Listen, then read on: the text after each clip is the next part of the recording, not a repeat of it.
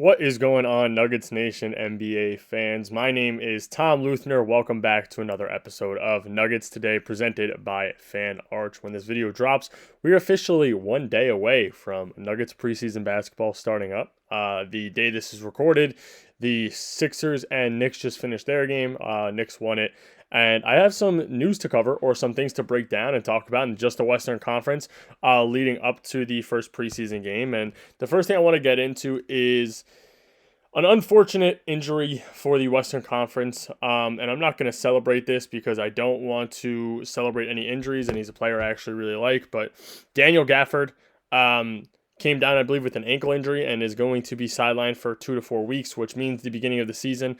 Luckily, they have Derek Lively, and I thought that they were going to be one of the powerhouses of the Western Conference. I think they still can be, but it's just two unfortunate injuries with Daniel Gafford and Kyrie Irving this past season. Obviously, they do have the potential to still be a good team. You still have a starting five of D'Angelo Russell, Klay Thompson, Cooper Flagg, Anthony Davis, obviously, and Derek Lively, who's supposedly 7'3" now. I don't know if I've said that in past episodes or not, but he's 7'3" and not 7'2" anymore. So they're still a powerhouse, and I think that they have the opportunity to run a super big lineup. I think they have the opportunity to put Cooper Flagg at the one and sort of do what the Spurs tried to do with Sochan, but Cooper Flagg's a more, well-versed all-around offensive player, and I think that he can be a menace for them at the point guard spot. And then you have Klay Thompson at the 2, P.J. Washington at the 3, and then you still have AD and Lively. And just about everybody in that lineup could shoot, except for Lively. And I think that that's a massive factor in the big ball lineup for the Dallas Mavericks. And I think that they could be a force, and they still have guys like D'Lo, Najee Marshall, Dante Exum off the bench. And obviously that center spot is looking a little low right now. Just because Gafford's going to be missing some time. So maybe we see Gafford even come up, or Lively even come off the bench, and Anthony Davis starts games at the 5, and maybe they still play PJ at the 4, Coops at the 3, then you still have D'Lo and Klay Thompson.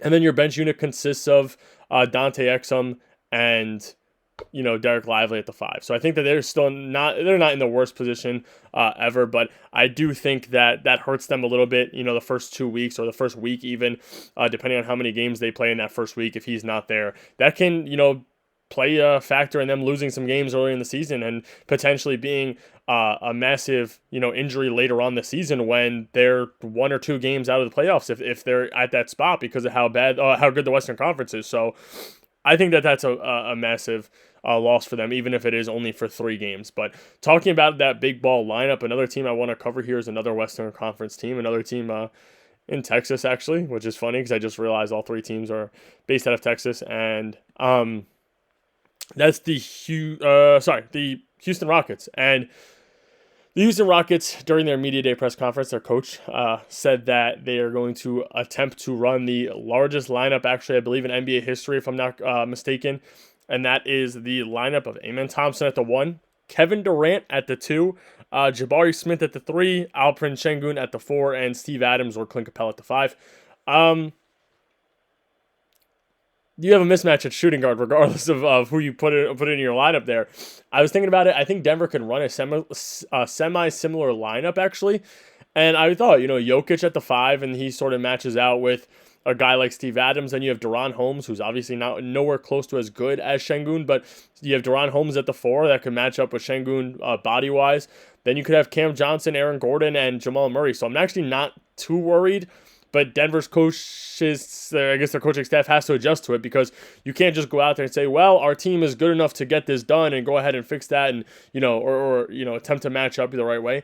You have to just go out and match the lineup. There's no other way around it realistically. But you also can't have a guy at the shooting guard that's not going to be able to guard KD, so it has to be a guy like AG. I think CB needs to come out of the lineup at that point. Not that I don't think that CB is good enough, but if Jamal's going to be manning the 1 in a lineup like that, then you got to have a guy like AG or Cam at the 2. You really don't have many other options. Maybe you could put Brucey there to be a pest, or you could even see Payne Watson in that lineup, but if you want to match offensively, I think the lineup I said is probably the best option that Denver has. But at that point, too, you might see where Adelman was saying, you might see lineups of Valanciunas and Jokic playing the 4 and 5 together, which I know a lot of people aren't the biggest fans of, but I'm not mad at that. If that comes down to Steve Adams and Alperen Sengun playing and Jokic and Val playing, and those are the 4 bigs that are matching up, and those 2 front courts that are matching up, I think that we're sort of in a better spot. I think that you'd have to extend Steve Adams out of the paint because Val could shoot. You have to extend Sengun out of the paint because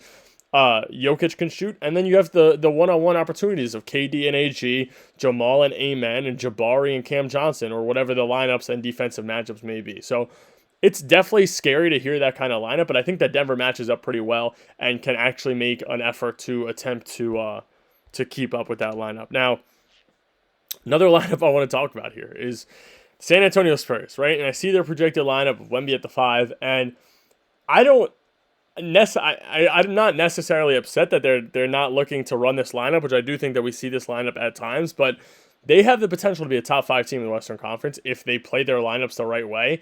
And I just think if they played a lineup or came out of the gates with a lineup of Fox at the 1, then Castle or Harper at the 2, Harrison Barnes at the 3, Wemby and Cornet at the 4 and 5, there's really no getting by that team. There's no stopping that team. That team is amazing. I mean, you have to find somebody to match up with Cornet. You have to find somebody to match up with Wemby. Harrison Barnes is a knockdown shooter. You have a guy like Dylan Harper, who's supposed to be a good shooter from deep, not the greatest shooter, and De'Aaron Fox, who's one of the fastest guards to play the game. And then you still have a bench unit of either Dylan Harper or Castle, Devin Vassell, who's a knockdown shooter, Keldon Johnson, Jeremy Sochan, Kelly Olynyk, Julian Champagnie.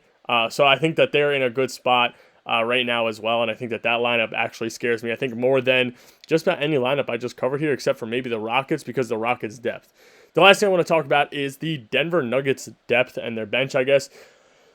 The last couple of days at at training camp, all you're hearing is how good this bench and this second and third unit have been. So I believe they said the second unit consisted of Tim Hardaway, Bruce, Strother, Watson, and Val. And then you hear that the third unit was playing good minutes and they were playing great defense and they were stopping the starters and they, were forcing the starters to actually do something when it came to their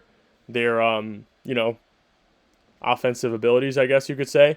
And you think about what that third unit is, and it has to be Jalen Pickett, it has to be Hunter Tyson, it has to be Spencer Jones, probably one of the two-way guys.